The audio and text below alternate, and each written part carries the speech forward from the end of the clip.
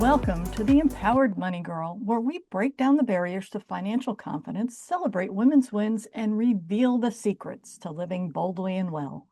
I'm your host, Josette Mandela. Today's guest is Gina Cotner, founder and CEO of Athena Executive Services, one of the nation's leading virtual assistant firms. Gina has spent her career helping overwhelmed entrepreneurs and executives get out of the weeds through better delegation, stronger systems, and a culture of accountability.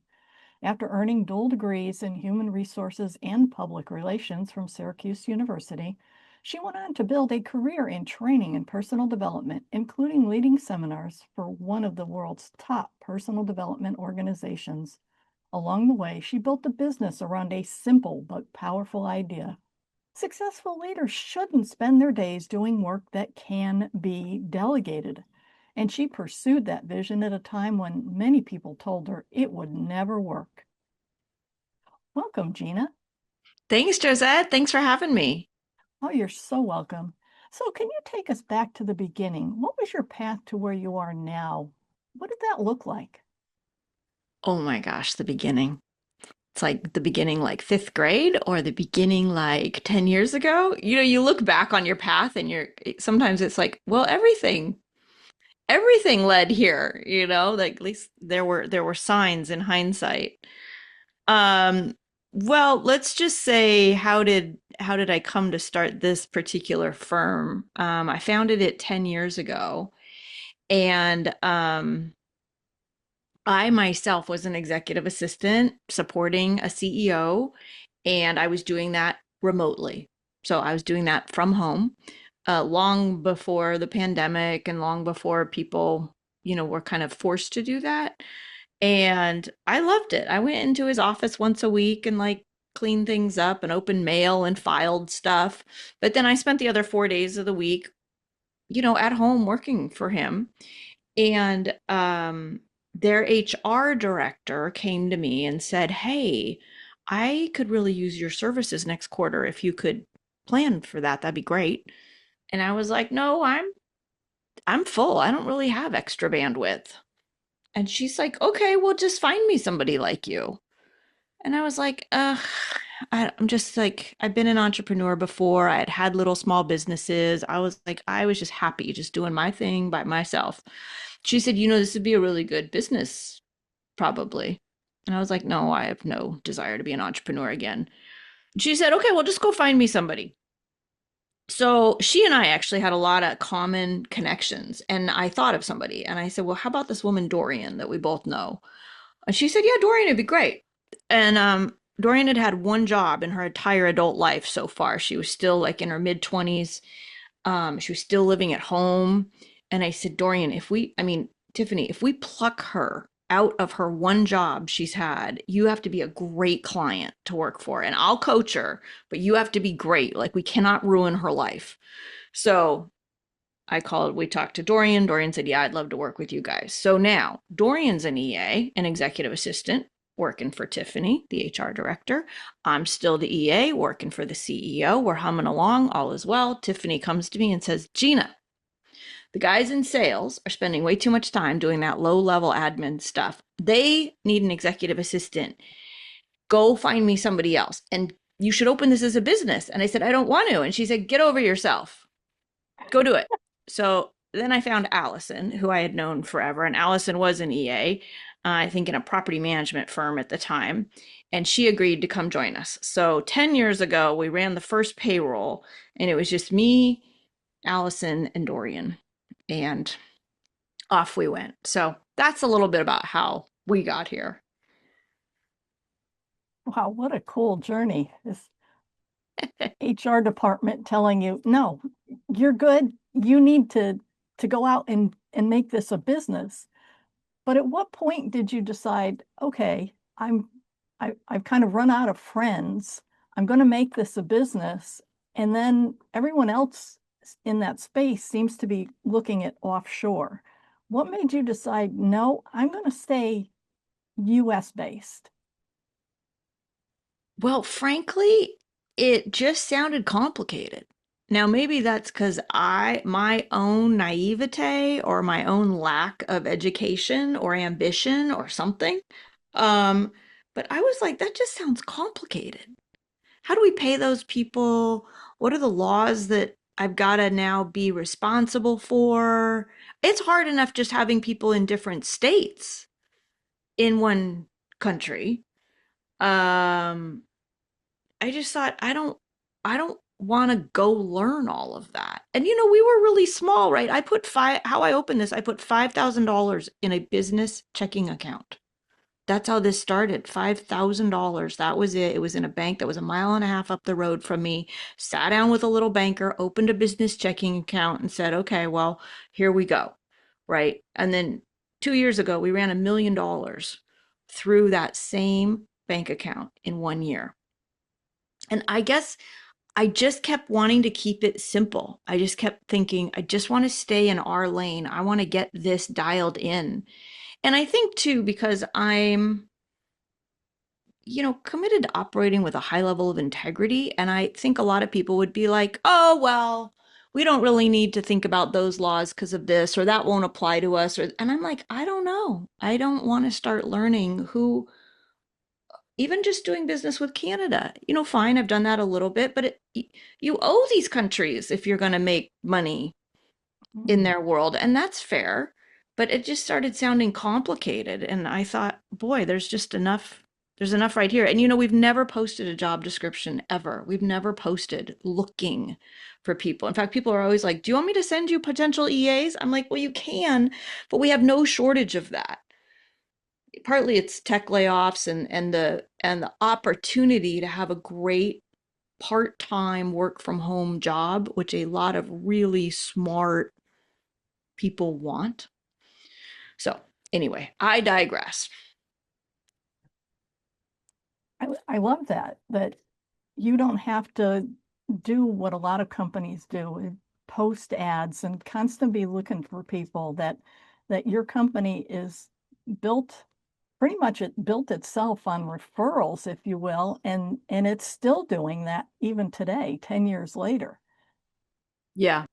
Yeah, I mean, it's kind of just been one foot in front of the other. And yeah, sure, in the very early days, right, the executive assistants who worked for us, they told two friends and they told two friends and they told two friends, and everything both on the client side and on the executive assistant staff side.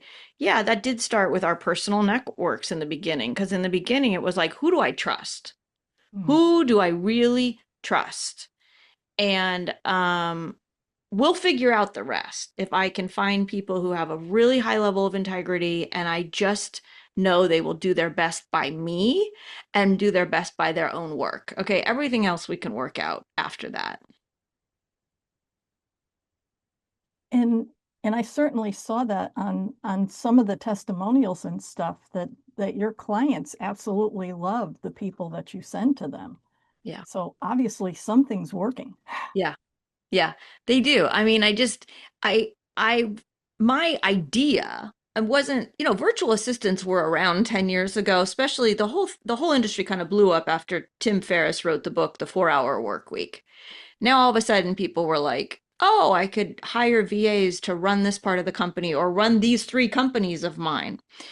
Um, and so it wasn't all that foreign of an idea 10 years ago, but there were still people kind of grappling with, so what do you mean?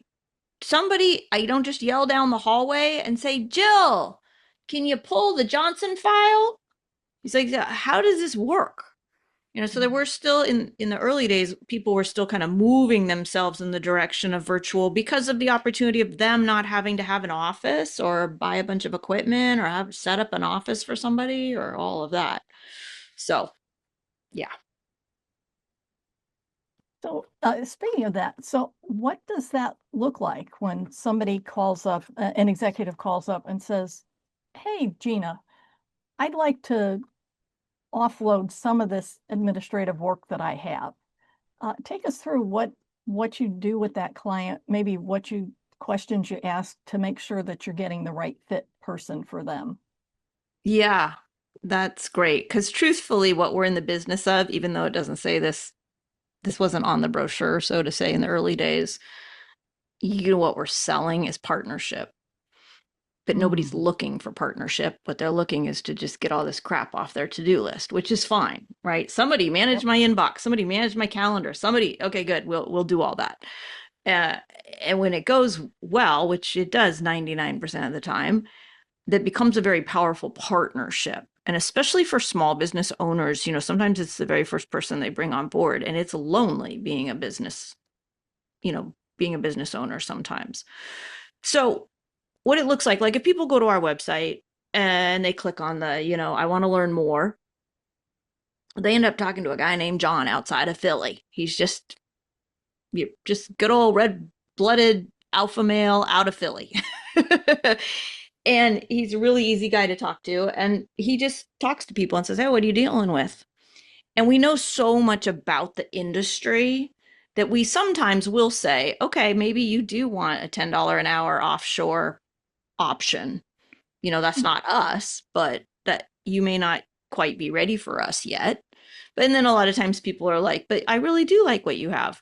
And then we have this questionnaire that we give people, and the questionnaire helps people sort through for themselves kind of what they're already processing in their brain. They're shopping for a virtual assistant. They're trying to decide, is now the time to turn things over? What would I turn over? Is it worth the money that I'm paying to turn something over? So we have a questionnaire that kind of helps people pull all the threads, all those different threads, and sort through that for themselves.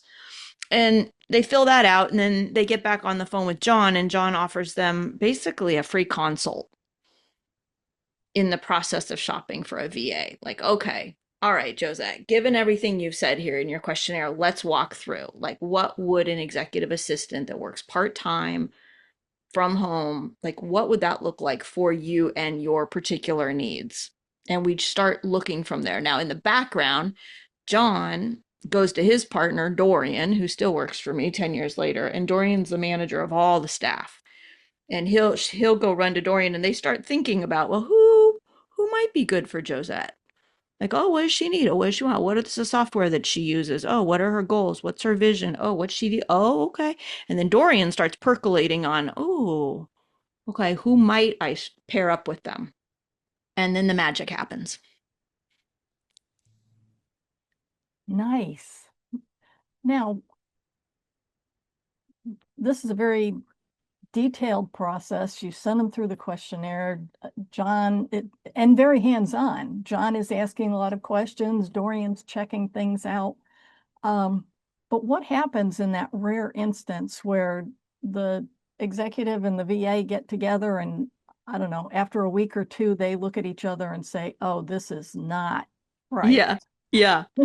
That's good. That's good. Well, another part of the process before it all starts. So let's just say the prospective client says, this sounds great. Who you got for me? Then we introduce them to the person that we think is the very best fit for them. And they have their own private, what we call a meet and greet. So Okay. we're not on that call. And it's kind of crazy that I designed this sales process like this because I'm leaving the end of the sales process in the hands of the prospective client and the prospective staff person. You know, they might be a brand new staff person to us, or they might be somebody who's worked with us for 5 years who now has some more bandwidth. But we introduce you to that person. Let's say we introduce you to Amy, who's somebody on our team, and you have your own one-on-one with Amy so that you're aligning, you're saying, okay, that vibe check, that checked out. Amy's got the right kind of vibe, the right kind of energy, she's asking the right questions. She seems like she's like ready to go. So the prospective client signs off before we even send them a master service agreement. And so does our staff person, because we want our staff to be really happy. So if Amy comes back to us and is like, woo, Josette seems like a hot mess. I don't know how I'm going to be able to wrangle that one. You know, then we go, okay, well, are you going to be able to do it or not? Or what would you need? Or should we introduce her to somebody else? You know, we're not a temp firm, we're not a recruiting firm, so we're not like, here, we're going to give you 3 people to select from. No, we really do know who would be great. And they're people that we have vetted and screened. The vetting and screening process for our EAs is really extensive. And it's partly why you're paying top dollar for a US based agency, because we're doing all that work. And then that partnership, if you say yes and the EA says yes, then we send out contracts. Now you're off and running. And once you're off and running, we're still very, very close. So every EA has their own performance coach that will check in with them every week and say, "How's it going with Josette?" They'll say, "Okay, well, we're getting these systems going," or they've got a place to run to go, "Josette asked me to learn this piece of software. Who on the team knows how to do that?" And inevitably, somebody on the team will go, "Oh, she uses ClickUp? Oh, okay, good. You should call Allison. Allison knows all about ClickUp." And they'll go, "Oh, okay." So there's something about having the team, which also didn't exist in the early years. Now there's a team of like 25. So if they bump into anything that a client needs, even if they don't have personal experience with it, somebody on the team does. And somebody will tutor them if needed, or, tell them which videos to watch. So then we just stay close. We stay close with that partnership because we're committed. The partnership is strong. Oh, I love that. In a day where it seems like everyone's trying to do their own thing, to actually partner with both your employees and your clients. I mean, that's amazing. Yeah. Yep. So was there anything when you were finally decided, okay, fine, you keep telling me I need to make this a business. I'm gonna do it. Where you had to let something else go to make that happen? Boy, that's a great question. Probably psychologically. I probably had to let some of the past go, I guess, or my memories or my thoughts of being an entrepreneur. Um, like I said, I had been a business coach, I had been a hospitality consultant, I had tried a lot of I I will say I had been an entrepreneur for about 10 years prior because I was committed to not working for a large corporation where I felt like I was trapped into a certain amount of vacation per year, a certain, like somebody kind of owns me. So I had already decided 10 years prior to starting this company, like I want to be in control of my own destiny, basically. Now that always sounds so freeing, right? People are like, "I want to open my own business and then I'll be free." Well, freedom ain't free. Freedom ain't free. It's scary, right? Because you are betting on you. You're betting the mortgage on you and your ability to pay all your bills on you and all of that. Um, so, what did I have to give up? Probably, just my own worries.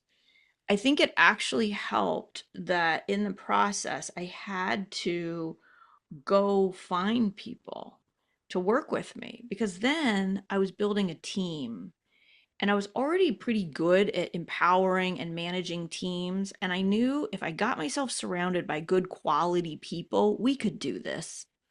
If I got myself surrounded by good quality people, I could build an airplane. I just feel. Now you don't have to be an expert in the thing. I'm not want this is one route. This is my route. I always say I don't have to be an expert in the thing I'm at work on. I've got to be surrounded by great people, elicit their input, know how to empower them, use the hive mind, HIVE, right? Mm-hmm. Let's get Dorian's input. Let's get Allison's input. Let's get Corrine's input. Corrine's my own EA. She's been my EA for 8 years. God bless her. She's been on this roller coaster ride with me this whole time. And I just don't do anything alone. And I think that made a huge difference. I think that made it a little bit less scary. Like, I don't know if I'm going to be able to do this, but me plus Dorian plus Allison plus Deb plus Corrine plus Tim, like those were probably the first 6 hires. I'm like, okay, between the 6 of us, we could do something good here. And I love that because absolutely agree that in the beginning when any business owner's coming up with the idea and the concept And like you say, a lot of times the reason that all of us that have started our own businesses, the first thing we were thinking of, I don't want to be chained to this big company and they tell me what I can do, when I can do it, when I can take vacation. Oh no, you can't take it because Mary Lou is taken, and all the struggles that go with that. But you have the consistent income that you can count on, except if there's a downturn in the market and then suddenly there's layoffs. But that's a whole nother animal. In the beginning, you're running your own business and you're thinking I'm by myself, but you looked at it from the perspective of by myself is scary. What can I do to build the team that I need to make sure that everything goes according to plan? Because like you say, that hive mind, you get a couple of people together, it's exponential what you Yes. can do, not just additive. Yes. Exactly. So what does it cost an executive, do you think, both financially and emotionally, when they think that they have to hold on to all these things? They just don't see the benefit in having a VA. Yeah. Yeah, I love that you said financially and emotionally because it is both and, physically, mentally, emotionally, financially. It is costly to hold on to the low level stuff. And I don't mean low level like demeaning. It's just not your highest and best use. What is the highest and best use of you? Now, in most people's jobs, the highest and best use of them, by the way, happens to also make them the most money, right? Financial advisors, attorneys, CPAs, if they're being utilized for their highest and best use, that's also making them and their firm top dollar. So every hour they spend working at the $50 an hour level and not working at the $250 an hour level, well, then you do the math, right? They're losing money right there. Now, it's a I just realized the other day I was leading a webinar and somebody talked about the guilt. And they're like, what about the guilt? And I was like, what guilt? Because I'm a little so far on the other side of it, I forgot Mhm. about the part where sometimes people do feel guilty. Like, but I could do that. How bougie to give away something I like, have somebody else order flowers for my mother for Mother's Day. Like, how bougie is that? How fancy is that? And I'm like, pick. There's only 24 hours in a day. There's only 7 days in the week. We all only get 100 and whatever that is, 68 hours a week. You're going to have Mhm. to pick, what are you going to use your life's hours for? And I assert, if you use it for the highest and best use of you, that's a massive contribution to your firm, your family, the world. But also, even if you work a long, hard day, let's say you come home and you're like, whoo, that was a long day. If you were used for what you're put on earth here to be used for, let's just say you've like distinguished your calling. Like if you're in sync with your calling and what you're walking this planet for all day long, you'll work 12 hours straight and you'll go home a decent human being to have dinner with. But you get used up throughout the day, and the majority of the day is not what is the highest and best use of you. That's when you're drained and you're tired and you're cranky, and then there's more caffeine drinks and more sugar, and nobody's going to yoga and nobody's going to Pilates, nobody's taking a walk, and you are not fun to be with at the end of the day. So there is kind of that, it is a mindset shift to what am I going to spend the hours of my life on? Because they don't, this is what I love about money. You can always make money. You cannot make time. Yesterday is gone. You don't get it back. There's no refund. There's no do over. It went how it went. And if you didn't spend that time well or in a way that's satisfying, fulfilling for you, well, too bad. June 7th is gone. Whereas, you screw up with money a little bit here and a little bit there. Okay, you can recover. You can recover. So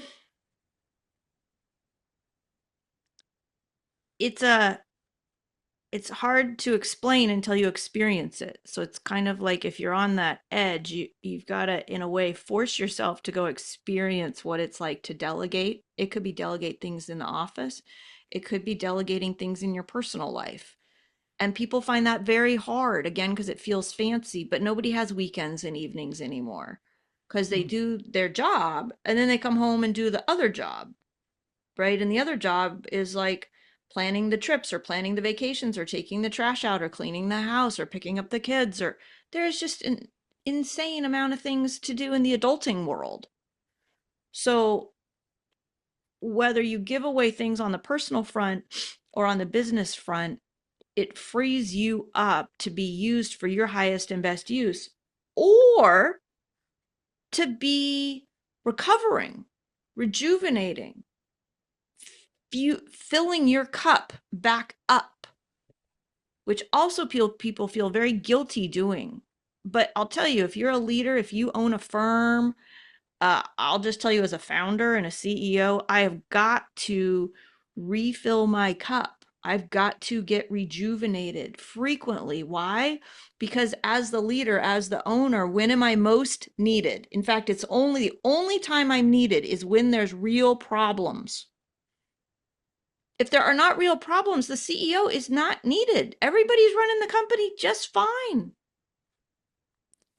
So, when you're grouchy and you're crabby and you're snapping at people, that's because your resilience is low. And your resilience is low because you're haven't slept well enough, or you haven't fed yourself well enough, or you haven't gotten outside, or you haven't been working out. So, the more of a leader and a business owner you become, the more you've got to take care of yourself. And delegating's a great way to do it. And it feels fancy, but I tell you, you're now a better boss. Now you're a better mom. Now you're a better wife. Now you're a better everything because you're fueling yourself. All right. I just took us all to Paris there, Josette, but that was just such a great question. I got to like write a whole thing about that because it keeps coming up more and more, especially the emotional Mhm. toil that it is. And it does feel like a leap of faith. And it is. And once you get on the other side, you go, I am not booking airline tickets for myself ever again. It's such a time suck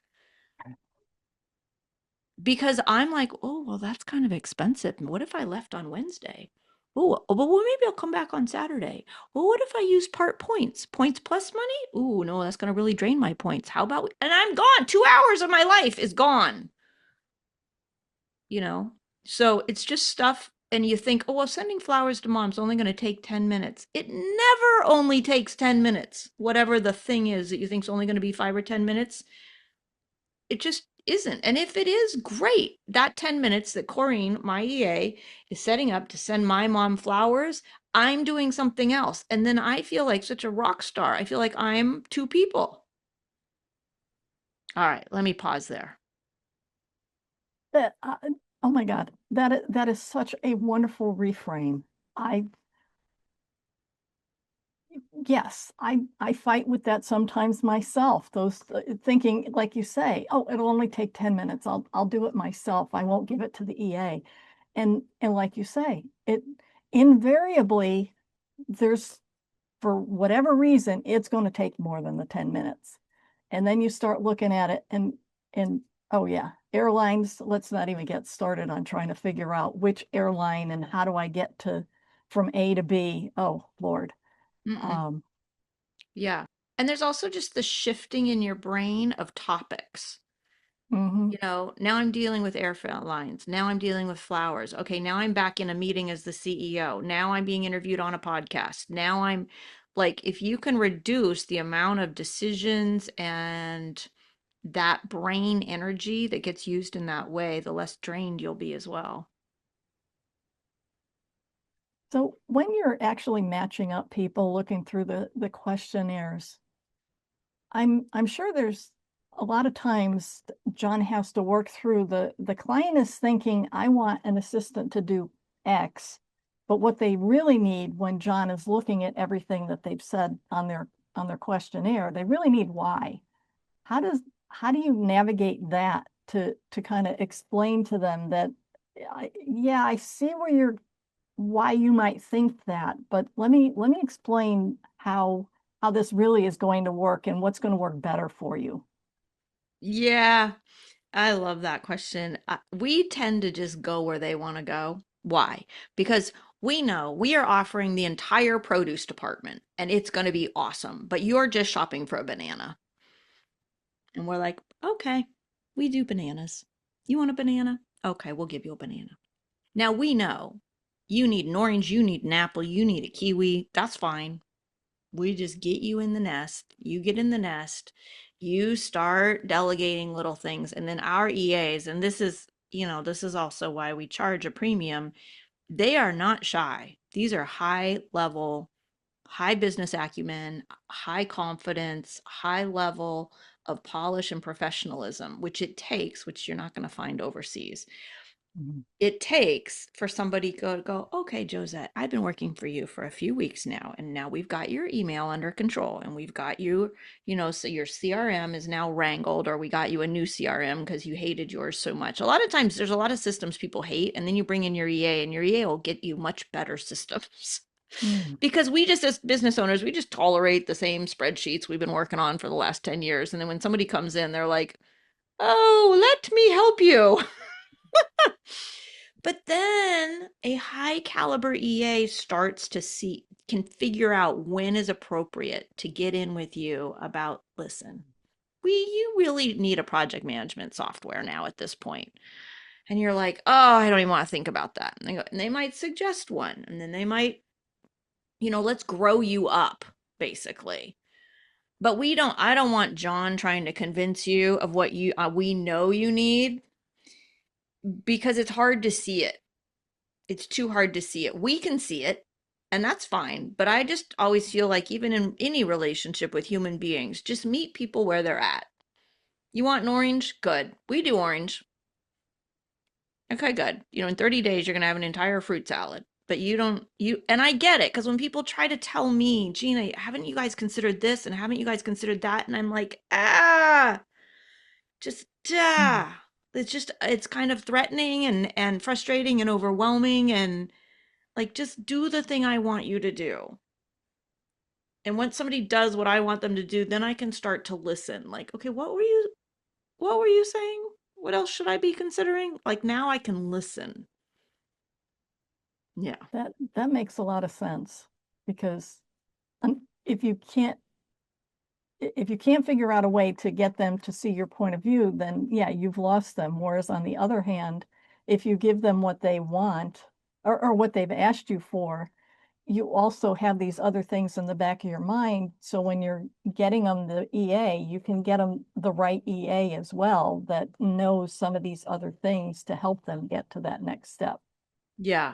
I think the hardest part, like, if there is in that realm, is when people think, well, I just need somebody 10 or 15 hours a week. Now that's where it gets a little tricky, when we're like, mm, we think it's going to be more than that. And they're like, well, this isn't hard. And it's not so much that it's not hard, it has to do with how on demand do you want your EA to be. Mm. So most small business owners are fine. This EA is working for me 2 hours a day. Great. A lot of them don't really care whether that's 8 a.m. to 10 a.m., 1 p.m. to 3 p.m., 7 p.m. Like, and we work all that out in the pairing and matching of people. But every now and then, we do, especially people running bigger companies, they just think the work is like, well, that's just not going to take that much time. It's like, well, Mm. not unless you want excellence. If you're interested in excellence and high performance, it might take a little bit more time than you think. But the cool thing is that, like, for example, our minimum is 10 hours a week, right? You need to utilize your EA about, on average, 10 hours a week. But the cool thing is, 30 days later, what you get out of that same human being, that same EA, is so much more, because they're now they're now in high speed. They're now not asking you all those basic questions anymore that they ask you in the first 30 days. Now they're grooving.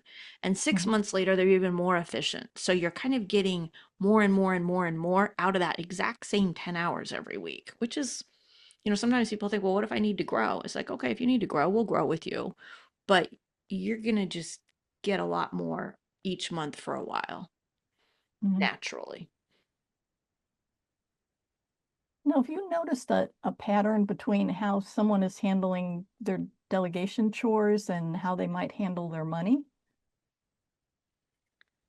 Oh, well, there's a good one. There's a good one, Miss Money. I would imagine. Are you, how on top of it are you? I mean, that's kind of a big thing for me about money is just, are you really related to reality around your money? Or is it just such bad news that you're just going to keep your head in the sand and, hope for the best? So there probably is some corollary between that and how people delegate. So, what would you say to the woman who's doing everything herself right now and keeps saying, I'll get help when I can afford it? Yeah. Yeah.